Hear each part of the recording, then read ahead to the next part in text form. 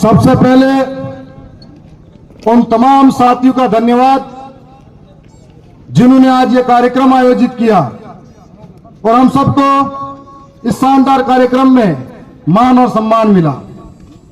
मैं आसपास के गांवों से, पालों से पधारे हुए मेरे नौजवान युवा साथियों, इज्जतदार बुजुर्गों, माता बहनों, आप सबको मेरी ओर से जोहार करता हूं। साथ में इस मंच से जो पुरखों की तस्वीरें लगी हैं उनको नमन करते हुए यहाँ के जो दौलिया बावसी है उनको नमन करता हूं।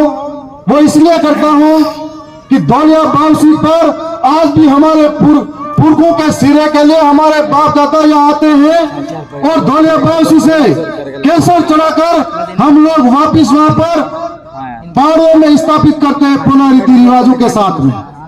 लेकिन जो हमारे पुरखों के बावजी थे, जो कालिया बावसी के नाम से भी जाने जाते थे, दौलिया बावसी के नाम पर धोलागढ़ में, कालिया बावसी के नाम पर केसरिया जी में और बुढ़िया बावसी के नाम पर गोतबसर में, कालांतर में धीरे धीरे हमारे लोगों से इनकी पूजा विधि छीनी गई थी और केसरिया जी पर आज किसी और ने कब्जा जमाया है।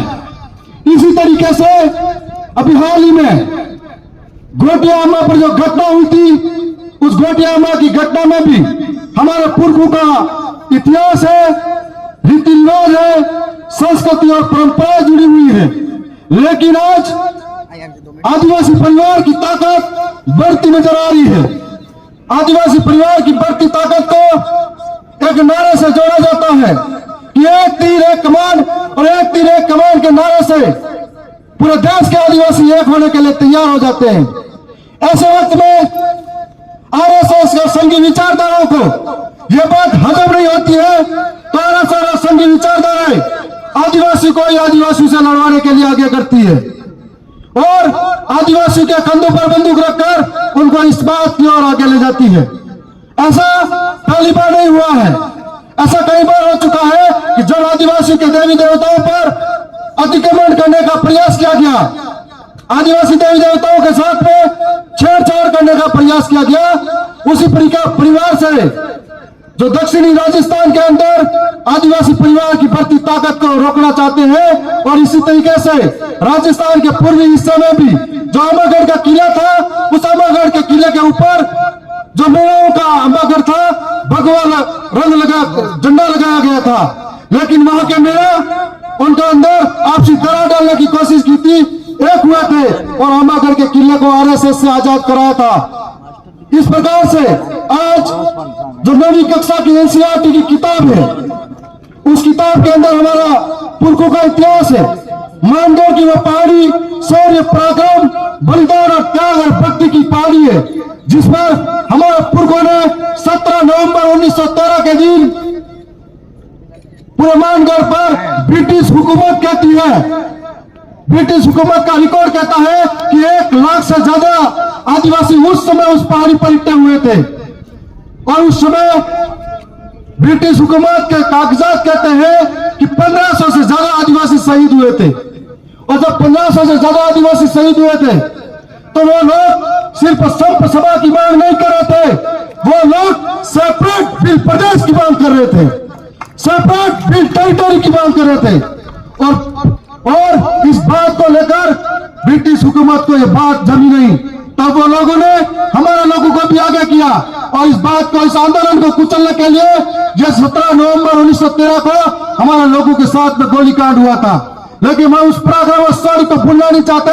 उस पराक्रम और शौर्य के बाद में आज कुछ लोग जिनको मानगढ़ के जो शहादत हुआ उस टाइम पैदा नहीं हुए थे, वो कह रहे हैं कि इनका इतिहास मिटा देंगे। मैं इस ओछी मानसिकता पर आरएसएस के कठपुतली मन्नालाल रावत सांसद को कहना चाहता हूं, जब जब बिरसा मुंडा, टांटे मामा जैसे लोगों का इतिहास जिंदा है, जब जब हमारे और आपके जैसे नौजवान तैयार है, तब तक हर घर घर से एक बिरसा तैयार करा है, हर घर घर से एक कालीबाई तैयार करी है। आप हमारे विचारों को कभी नहीं मान सकते। और मैं आप सबको कहना चाहता हूं ऐसे मन्नालाल हजार पैदा होंगे समाज में। क्योंकि बिरसा मुंडा को जब अंग्रेजों ने मारा था, दिल में जहर दिया था, तब भी पकड़ाने वाले उन्हीं समाज के लोग थे। जब टंटे मामा को पकड़ा गया था, तब भी उसी समाज के लोग थे। तब हम ये सोच सकते हैं कैसे मन्नालाल रावत जैसे हजार मन्नालाल रावत तैयार हो जाए, लेकिन आदिवासी के बढ़ते आंदोलन को, आदिवासी की बढ़ती क्रांति को तुम हरगिज नहीं रोक सकते। और हम लोग भील प्रदेश की मांग को विधानसभा के अंदर टेबल ठोक कर कह सकते हैं, यहाँ पर छाती ठोक कर कहेंगे कि भील प्रदेश जब तक नहीं बनेगा, हमारे एक लहू लहू का कतरा भी उसके लिए काम करेगा। साथियों, आज जिस तरीके से हमारा हक को मारा जा रहा है, यह बहुत बड़ी सोचने का बात है। जो लोग आदिवासी के वोटों से जीत कर जाते हैं और आदिवासी को मारने की बात करते हैं। हम लोग उदयपुर के अंदर लगातार खबरें देख रहे हैं कि पैंथर के द्वारा आदिवासी पे हमला किया जा रहा है। और अभी सरकार को सफलता हासिल हुई कि पैंथर को पिंजरे में बंद किया था। उसी प्रकार से उदयपुर से वोट लेकर कुछ लोग दिल्ली की ओर लौटे थे, वो भी उस पैंथर की तरह कम नहीं है, जिन्होंने आदिवासी का वोट लेकर यह कहा कि आदिवासी का घर जला दो, आदिवासी को मारो। तो आज मैं कहना चाहता हूं, सरकार ने उस आदमखोर पैंथर को पकड़ा था, इस आतंकवादी पैंथर को वक्त आने पर अपन पिंजरे में बंद करेंगे। साथ साथ में यह बताना चाहूंगा कि आज सरकारें हमारे साथ कितना भेदभाव करती है। आज दिन से कानून जो हमारे हक के खिलाफ है, ये जो सुप्रीम कोर्ट है, ये जो न्यायालय है, ये आदिवासियों के कब से हितैषी बन गए, ये बात मुझे समझ में नहीं आई। और आज जिस तरीके से एसटी भाई, एससी भाई, ओबीसी और माइनॉरिटी के लोग एक होने लगे, तब सरकारों को चिंता सताने लगी कि आज हमारा जो जनाधार है इसको कैसे घटाया जाए। तब न्यायालयों से एसटी एससी को अलग करने के बयान, अलग करने के फैसले सामने आते हैं। हम लोग ये कहना चाहते हैं कि आदिवासी का आरक्षण कैसा होगा, आदिवासी का आरक्षण कब तक होगा, यह फैसला आदिवासी करेगा, आपकी न्यायालय नहीं करेगी। साथ साथ मैं बताना चाहूंगा कि जिस तरीके से 2013 के अंदर आरक्षण को बेचा गया था और 2016 के अंदर फिर से एक अधिसूचना आई थी, उस अधिसूचना की वजह से हमारे लाखों हजारों बेरोजगार आज पलायन कर रहे हैं अहमदाबाद, गुजरात, मुंबई। उनकी वजह से अभी जो हाल ही में 2016 के बाद में जितनी भी भर्तियां आई, उस भर्ती के अंदर आदिवासियों के साथ में कुटारा घात हुआ, धोखा हुआ। अभी जो आरएस भर्ती आई, उसके अंदर एक भी एसटी का पद नहीं है। इसका मतलब हमारे साथ फिर से धोखा हुआ। बैकलॉग भर्ती के नाम पर हमारे साथ काकरी डुंगरी जैसा आंदोलन खड़ा हुआ और काकरी डुंगरी आंदोलन को इन लोगों ने धोखे से कुचला था। इस आंदोलन से हमारे 2 भाई शहीद हो गए थे और आज भी सरकारें आदिवासी के ऊपर लगातार मुकदमे लगाए जा रही है। आज भी नौजवानों के, बेरोजगारों के जिंदगी से खेल रही है। हम लोगों ने ये जो गूंगी आंधी पैरी सरकारें हैं, इन सरकारों को शायद बेरोजगारों की पीड़ा नजर नहीं आती है।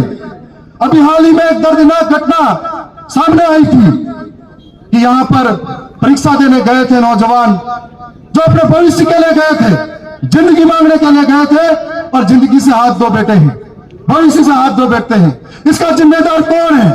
इसका जिम्मेदार यह भजनलाल सरकार है और भजनलाल सरकार की जिम्मेदारी की वजह से हमारे यहाँ पर नौजवानों ने हक खोया है। और आज मैं उसी सरकार से मांग करता हूं, इस मन से बड़ी पीड़ा के साथ में कि उन नौजवान बेरोजगारों के जो अपनी पीड़ा के साथ में इस दुनिया में नहीं रहे, उनको आर्थिक मुआवजा मिलना चाहिए। और मैं सरकार के समक्ष भी यह मांग करूंगा। साथ साथ में मैं आप सबके बीच में खड़ा हूं, तो अगली बार विधानसभा के अंदर जब मौका मिलेगा तो बेरोजगारों का सेंटर इधर से उधर हो, इतना तड़पाने की नौबत आती है, मैं वहां सरकार के बीच में खड़ा होकर लड़ूंगा। अगर मुझे मौका मिला, साथ साथ में मेरे 2 भाई और भी हैं, हम लोग भी लड़ेंगे। हम लोगों का बढ़ता वैचारिक आंदोलन, बढ़ती हुई ताकत पूरे देश के आदिवासी समाज में लगा है कि किस तरीके से आदिवासियों के साथ में धोखा हुआ, कुटाराघात हुआ, इतिहास को छेड़छाड़ किया जा रहा है, तब पूरे देश का आदिवासी एक होता जा रहा है। और हम लोगों को समझना पड़ेगा कि किस तरीके से हमको अधिकार मिले हैं। आजादी के 75 वर्ष बाद भी जब 5वीं अनुसूची का प्रावधान संविधान में दिया हुआ है, लेकिन संविधान की किताब में कैद पड़ा हुआ है। हमारे वोटों से जीतने वाला नेता आज तक इस 5वीं अनुसूची का जिक्र नहीं करता है, और हम लोगों ने इस बात का जिक्र किया। आज जहां जहां आदिवासी रहता है, सबने अपनी बात बारी बारी से करी है, लेकिन हर आदिवासी जंगल से विस्थापित हो रहा है, अधिकारों से विस्थापित हो रहा है, उसके हक को मारा जा रहा है। चाहे मणिपुर का आदिवासी हो, चाहे छत्तीसगढ़ का आदिवासी हो, चाहे झारखंड का आदिवासी हो, चाहे राजस्थान का आदिवासी हो, चाहे खेरवाड़ा का आदिवासी हो, खनन के नाम पर यहां पर भी विस्थापित होते जा रहे हैं। अभी भाई बता रहे थे कि जमीन हमारी है, खनन हमसे करते हैं, लेकिन नौकरियों में किसी और को लगाते हैं, हम लोगों से सिर्फ मजदूरी करवाते हैं। तो आज इस बात की जरूरत है कि हमको एक होकर लड़ना पड़ेगा, अधिकारों के प्रति जागरूक होना पड़ेगा। जो मंत्री यहां पर अच्छी राजनीति करते हैं, जाड़ोल पलासिया और कोटाला से खबरें आती है अखबारों में कि अपनी पेट की भूख मिटाने के लिए अपने कलेजे के टुकड़े को 3-3 महीने के औलाद को बेचा जाता है दिल्ली जैसे शहरों में। तब ऐसे मंत्री को शर्म आनी चाहिए कि वहां पर ऐसी क्या हालात है, 5-5 बार विधायक कहने के बाद भी अपनी हालात सुधार नहीं पाए। जब उनकी विधानसभा के अंदर प्रचार करने गया था, आंखों में आंसू टपक रहे थे कि शिक्षा की व्यवस्था जर्जर हो चुकी है, पानी के लिए लोग तरस रहे हैं, मूलभूत सुविधाओं का अभाव है, और आप धर्म और धर्म की राजनीति में पड़े हुए हो। यह बात होनी चाहिए थी कि आदिवासी के उत्थान के लिए क्या करें, आदिवासी को पलायन को रोकने के लिए क्या करना चाहिए, आदिवासी को शिक्षा के लिए क्या करना चाहिए, इस मुद्दों पे बात होनी चाहिए थी। लेकिन आज मैं कहना चाहूंगा, हम 3 भाई तो विधानसभा में गए और हमारे बड़े भाई लोकसभा में गए। जब जब मौका मिला सदन के अंदर अपनी बात रखने का, राजस्थान की सबसे बड़ी महापंचायत में अपनी बात रखने का, हमने यहाँ के लोगों के लिए शिक्षा की बात करी, रोजगार की बात करी, किसानों के हक की बात करी, जल जंगल जमीन बचाने की बात करी, 5वीं अनुसूची की बात करी। लेकिन यहाँ के विधायक और सांसद जब गए तो जिन वोटों से जीत के गए उन्हीं लोगों को बाहर निकालने की बात करी। ये उस विचारधारा में और ये इस विचारधारा में फर्क है। खेरवाड़ा के भाइयों से भी मैं कहना चाहूंगा कि हम लोग मतभेद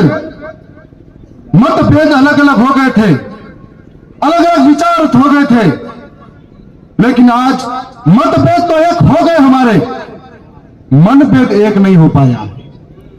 क्या मैं सही कह रहा हूं? मनभेद हमारा एक नहीं हो पाया है।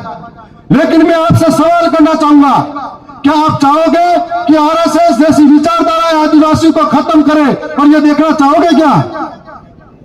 आप हाथ खड़ा करके बताओ कि ऐसी विचारधारा को निस्तो नाबूद कर देंगे। हाथ खड़ा करके बताओ, क्या आप चाहोगे कि हम 5वीं अनुसूची के लिए लड़ाई लड़ेंगे? क्या आप चाहोगे कि हम जल जंगल जमीन की हक की लड़ाई लड़ेंगे? क्या आप चाहोगे कि जो बिल प्रदेश हमारे पुरखों की अधूरी इच्छा है उस आएंगे? तो मतभेद जो खत्म किया है, तो मनभेद को भी खत्म करना पड़ेगा और हम सबको मिलकर लड़ना पड़ेगा।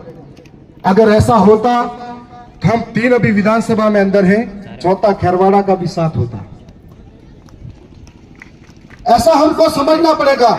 हमारी लड़ाई बहुत लंबी है, सरकारें घात लगाकर बैठी है कि कब इनका शिकार किया जाए, कब इनको कहां रोका जाए।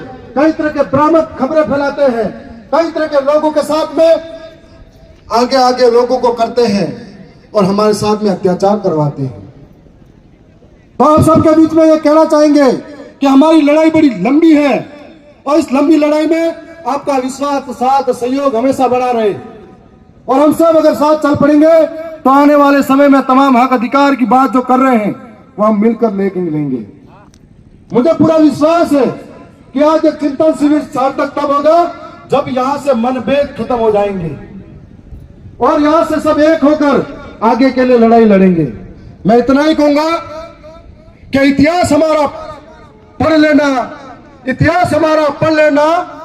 हमने रक्त से शब्द सजाए हैं, सर कटे थे, दर लड़े थे, तब हम बिल कहलाए हैं। पुनः मैं बहुत बहुत धन्यवाद करता हूं। एक भाई ने कहा था कि आप विधानसभा में जाओ तो बात रखना कि एनसीईआरटी की किताब में 9वीं का जो पाठ है, उस पाठ को जो बदलने की बात कर रहे हैं, मैं और मेरे साथी आप सबको भरोसा दिला रहे हैं कि आसपुर से विधायक उमेश जी डामोर और बागीदोरा से विधायक जय कृष्णा जी पटेल भी हम तीनों लेटर लिखकर भी अवगत कराएंगे और सदन के अंदर जरूरत पड़ी तो पूरे सदन के अंदर हम लोग सामने खड़े होंगे अधिकारों की जब बात आएगी। जब जब भी मौका मिला था विधानसभा के अंदर हम तीनों भाइयों ने सरकार को पहली बार एहसास कराया कि आदिवासी विधायक ऐसे होते हैं और ये ताकत आप सबकी वजह से है, आप सबका भरोसा है, आप सबका साथ है, इसीलिए है और आपको पुनः भरोसा दिला रहे हैं। आपकी लड़ाई हो, चाहे लड़ाई खरवाड़ा की हो, चाहे लड़ाई डूंगरपुर की हो, चाहे लड़ाई छत्तीसगढ़ झारखंड की हो, चाहे लड़ाई देश के किसी भी कोने की हो, तो जब भी बात आएगी आदिवासियों की